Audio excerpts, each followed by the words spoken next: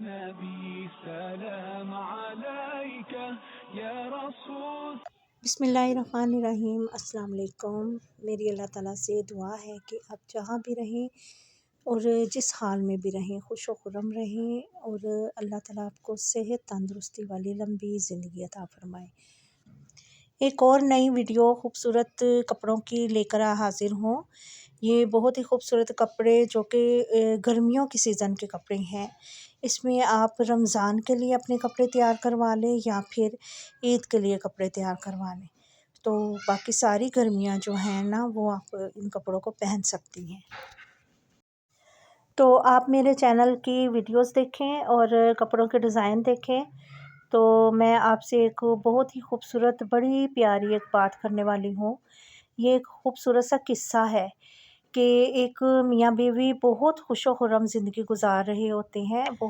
دونوں کو آپس میں بے پناہ محبت ہوتی ہے اور دونوں ہی دین دار ہوتے ہیں، اسلام کو ماننے والے اور اللہ پاک سے محبت کرنے والے، نبی پاک سے محبت کرنے والے۔ اب نبی پاک کی محبت کا ہی قصہ ہے کہ دونوں میاں بیوی انتہا کے محبت کرنے والے نبی پاک سے، نبی پاک کی محبت میں بے شمار درود پاک پڑھتے ہیں، اور بیوی کو اتنا عقیدہ، اتنی خواہش ہوتی ہے کہ میں درود پاک جو پڑھتی ہوں وہ نبی پاک کی زیارت مجھے نصیب ہو۔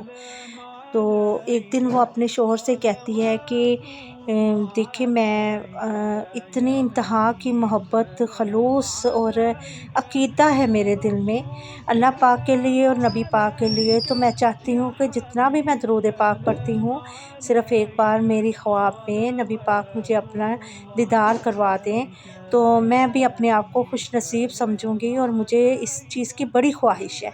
اب شوہر جو ہوتا ہے وہ چونکہ اپنی بیوی سے اتنی محبت کرتا ہے کہ اس نے دنیا جہاں کی جہاں تک ممکن ہو سکے اپنی بیوی کی خواہشات کو پورا کیا، اور اس خواہش کو بھی پورا کرنے کے لیے اب وہ سوچ ہی رہا ہے کہ کس طریقے سے یہ ممکن ہو سکتا ہے۔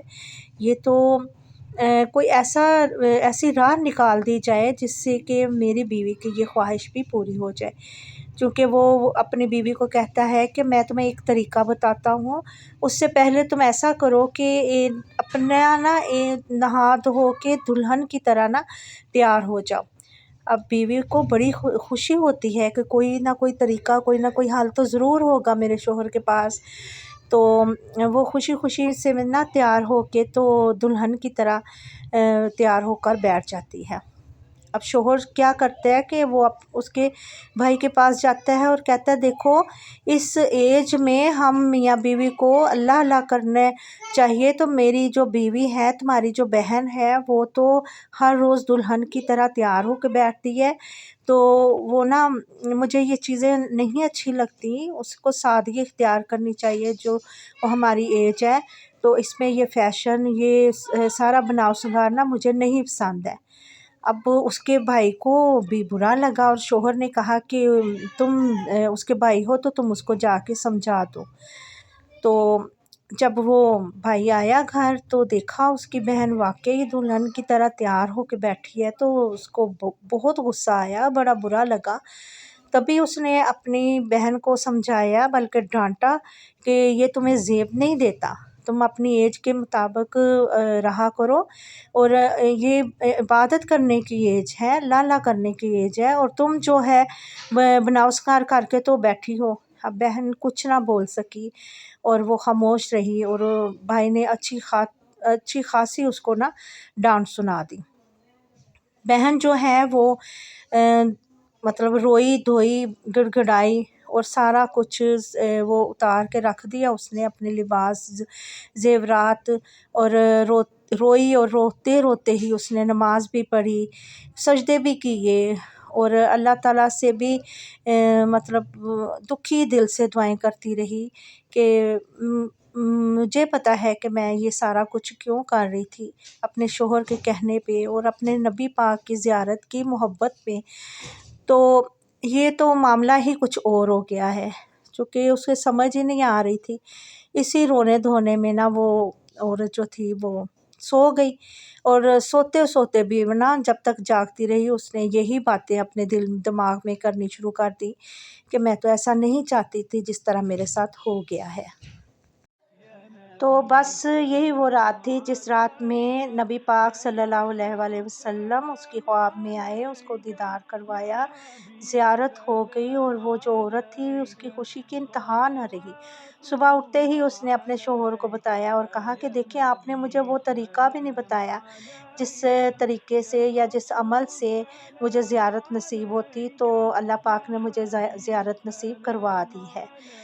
तो शोहर ने बड़ी मोहब्बत से उसको समझाया कि ये सारी प्लानिंग जो है, ये सारा जो कुछ था, ये वही तरीका था। मैंने ही तुम्हारे भाई को जाके शिकायत लगाई, मैंने ही तुम्हें कहा कि दुल्हन की तरह तैयार हो जाओ, और मैं ही चाहता था कि तुम्हारे भाई की तरफ से तुम्हें डांट पड़े, क्योंकि ये डांट मैं तो नहीं तुम्हें दे सकता था, तो लिहाजा मैंने इसमें तुम्हारे भाई को शामिल कर लिया। इसके लिए मैं माजरत चाहता हूँ, इसलिए कि जब तुम्हारा दिल दुखेगा तो तुम दुखी दिल से जो अल्लाह के यहाँ अर्ज़ करोगी, दुआ करोगी, तभी तो ये दुआएं फिर पूरी होती हैं। इंसान जितना आजिज़ी से, जितना रो धो के, जितना दुखी दिल से अल्लाह ताला के आगे झुकता है, आजिज़ी से झुकता है, दुआ करता है, तो यकीनन वो दुआएं कबूल होती हैं। ये बात मैंने बहुत दफ़ा आज़मा चुकी हूँ। इंसान की ज़िंदगी में जो आती हैं आज़माइशें, थोड़ी सी तकलीफ़ आती है, वो यही होती है कि अल्लाह पाक अपनी तरफ रुजू करवाना चाह रहा होता है। हम लोग जब कोई आज़माइश आती है, कोई तकलीफ़ आती है तो परेशान हो जाते हैं, उल्टा अल्लाह पाक से शिकायत करना शुरू हो जाते हैं। हालांकि ऐसा नहीं करना चाहिए, हमें उसमें आजिज़ी इख्तियार करके अल्लाह ताला की तरफ से अल्लाह ताला की तरफ सच्चे दिल से रुजू करना चाहिए, और माफ़ी मांगनी चाहिए, तौबा करनी चाहिए कि पता नहीं मुझसे क्या गलती होगी जिसकी वजह से ये आज़माइश मेरे ऊपर आ गया। अल्लाह तो आप मुझे माफ़ कर दे और मुझसे राज़ी हो जा। तो यकीनन अल्लाह माफ़ कर देने वाला है, वो रहमान है, रहीम है, रहम करने वाला है, तो वो माफ़ कर देता है, और अल्लाह ताला फिर उसका दिल भी जो है वो नरम और साफ़ कर देते हैं। मेरी ये वीडियो अच्छी लगे तो लाइक ज़रूर कीजिएगा, सब्सक्राइब भी ज़रूर कीजिएगा। जज़ाकल्लाह खैर, अल्लाह हाफ़िज़।